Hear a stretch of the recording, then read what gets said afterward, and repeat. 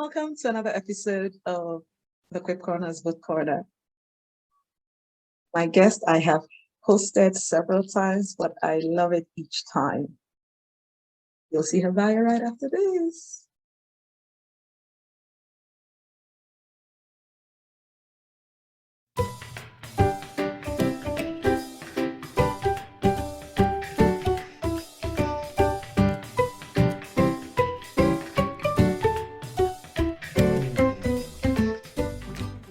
Welcome back to the Quip Corner's Book Corner, Miss Anna. Thank you. Thank you.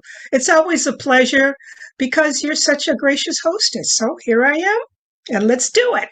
Yes, and this time we're celebrating World Book and Copyright Day. Okay. That's a good way for us to talk about this book, Experience Poems and Pictures, because it's got poems by someone from this continent, but it has artwork from 4 different continents. And we'll have a chance to share that today. Nice. I'd like to start off by thanking you for sending me my copy. It's a beautiful read. I enjoyed reading it over Christmas. And I love. Okay, let me not start off. Why don't you share with us what you'd like us to talk about today? Because I could go on about this book. Well, mainly I'd like to share the reason for writing this particular collection of poetry this way. And if you'll recall on the page, just inside for the title page, on page 9, will you read that quotation from Plutarch for us? Painting is silent poetry, and poetry is painting that speaks. Because as an English teacher, I often used artwork to inspire students to write. When I came across this quotation by Plutarch, I said, maybe this would be a way for me to pull together the poems that I've written over the years for one reason or another, many of which were written in class with students. But then I said, but where am I going to get the artwork? And so I said, I will call the art teacher from the school where I used to teach. And I called her. I said, Susan, I want to pull together some of my poems, and I'd like for you to do the artwork. She says, Anna, you cannot afford me. I said, what do you mean? I said, she said, you know how much you paid me to do the artwork for the novel you wrote about your grandmother? I said, yeah, right. I couldn't afford to do that for all of the paintings that I want to include in this book. Yeah. She says, well, why don't we contact students? They're just starting out. They may be willing to share your space if you give them copies of the book and let them sell it on their own if they wish. And so I called the art teacher from the school where I taught in Southern California, and she asked her students if they'd be willing to have their artwork appear in a book with poetry by me. Thankfully, 12 of them said yes. Susan Osborne, the artist for the cover, said, you can use that picture that I had seen that she had posted on Facebook. And she says, as a matter of fact, let me check with some other artists in my group here in California. And 4 of them said, sure, why not? We'll be glad to get our work out to anybody, any place. And I shared with them the poems, and they said, sure, we'll do it. And so we ended up with 29 artists, including the mother of of 2 of my students who happened to be a quilt artist. And so rather than attempting to balance the paintings with the pictures, we chose 2 pages for each artist. And so the way we did, we all organized the book. The paintings are in alphabetical order by author, but the poems are thematic by me. And we have artwork, as I said, from 4 different continents. And I love the fact that we have different kinds of art. Some sort of abstract art, some art like this one from Minnie Valero from South America. She's from Argentina. And we have one artist named Lester White who sent us drawings of his grandchildren. And so throughout the book, we have, again, artwork from all different continents, including artwork by Jayamini Atanayake from Sri Lanka. She is one of the illustrators of a children's book that I did. And so we pulled it all together in this one book, Experience Poems and Pictures, where we invite the readers to read the poems, they're all in English, but also experiment with looking at the pictures and see if you can write your own poems or write your short stories. One more thing. When the book came out, one of the artists, the one from Argentina, says the instructions for writing poetry should be in different languages. How about having it at least in Spanish? And I said, I don't speak Spanish, but I called a friend who owns a Mexican restaurant here in Grand Rapids, and she says, I know a teacher who may be interested. And so I called her. She translated the instructions for writing poetry into Spanish. And then another lady said, well, what about the other languages that most students learn, particularly the European languages that are written in the same script? So went online, shared this idea with a writing group, and a lady from Switzerland said, I'd like to do it in German so my children could read it. So she translated the instructions into German. And then finally we said, well, what about the French teacher at our school? She lives back in France now. She's retired. Maybe she would be willing to translate the instructions into French. Consequently, the book is now available, poems in English, but the instructions for writing in 4 different languages. So that's how the book came to be. I had the poems, friends had the paintings, we pulled them all together, and we have this publication. That is particularly interesting for me to have you interview me on World Book Day, that we can share art, because art speaks any language.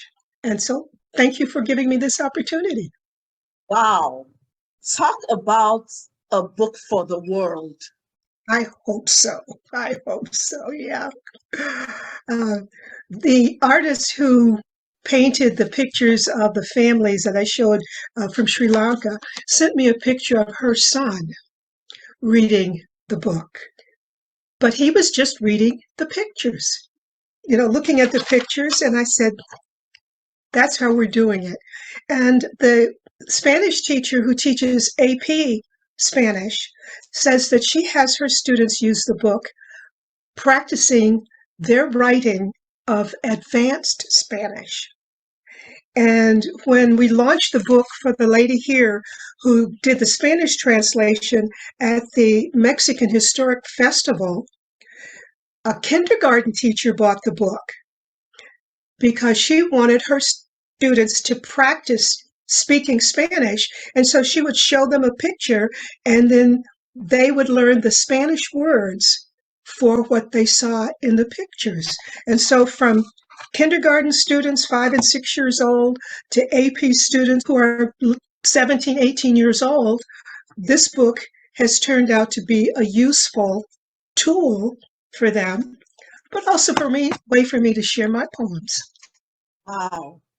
It's interesting that one book in different languages cuts across different age grades. I mean, you Yes. talked about teenagers, but I'm sure even adults. I mean, like I was saying at the beginning, I read some of these poems and there were some that brought tears to my eye and there are some that warmed my heart. Well, that's what we hope that any poetry will do. And because of that, we included this section called Reflecting on Experiences with Poems and Pictures. And we said, let the pictures speak to you. Let the poem tell you what to create. And I learned this from the Detroit Institute of Art. One week we had a tour there for teachers, and they walked us around the museum, and then they stopped us in a room and said, pull out your pencils and paper. I'm going to show you this picture. And they asked us to pretend we were in the picture. pretend we were writing about the picture. What happened before the picture? What happened after the picture? And those are some of the ideas that I shared here to give writers and readers different ways to explore the book. And because I was a poetry book, I put a pattern where they would write the poem following a pattern.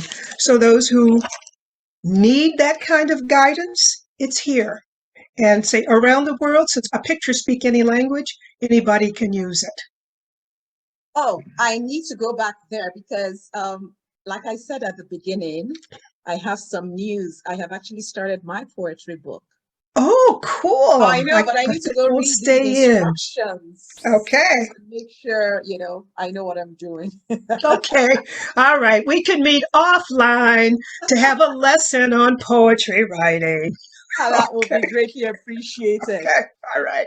But before it's time for that lesson, we're Mhm. going to read a poem together. Oh, that's going to be fun. What's I that? Which one? know.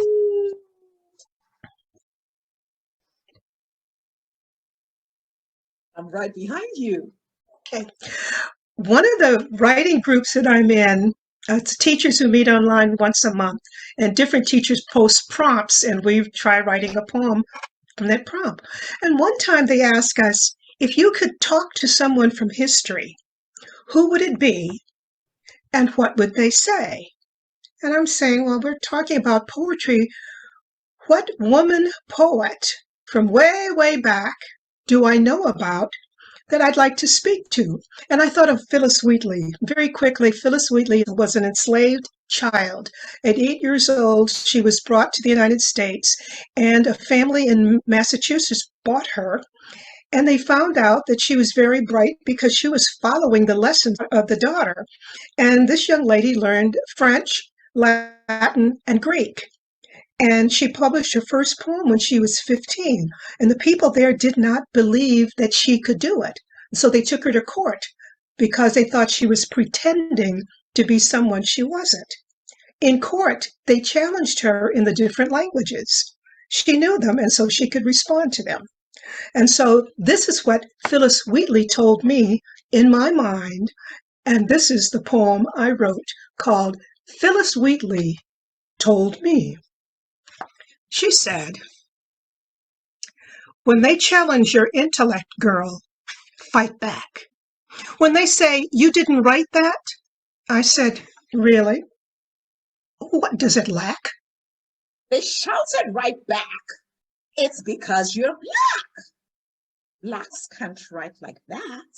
Oh, yeah, I said, maybe not just like that. Watch my smoke. You better stay woke, 'cause I'm not through with you or with you. I kept on writing, and I hope you do too. They'll They'll believe when they see your intellect shine through that melanin is only a color of skin, not indicative at all of what you can do. So just keep on writing. And when you're through, they'll acknowledge what you truly did do. That's what Phyllis Wheatley told me. That is so powerful. That is so powerful because sometimes people try and limit us because of how we look or speak or where we're from or whatever.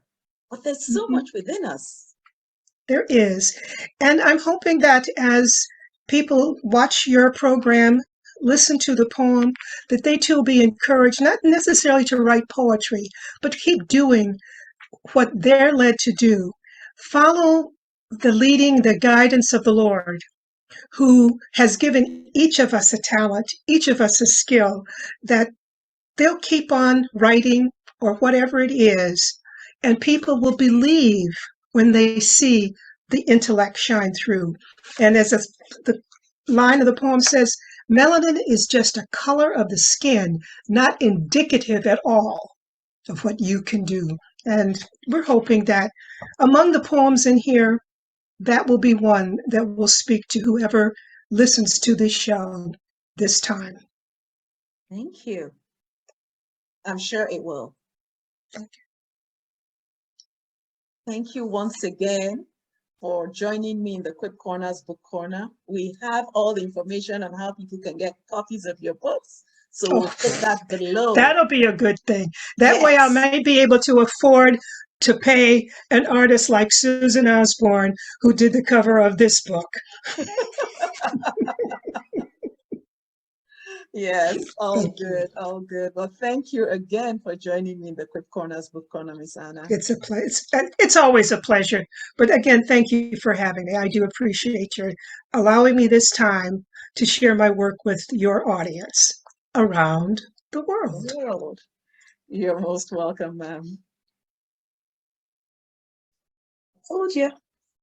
It's always fun being in the Quip Corner with Miss Anna. This book is so multifaceted. I enjoy reading the one she sent to me.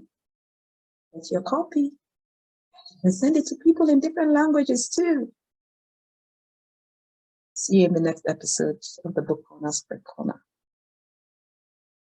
See you in the next episode in the Quip Corner's Book Corner. Did you get that? I got it right this time. Bye now.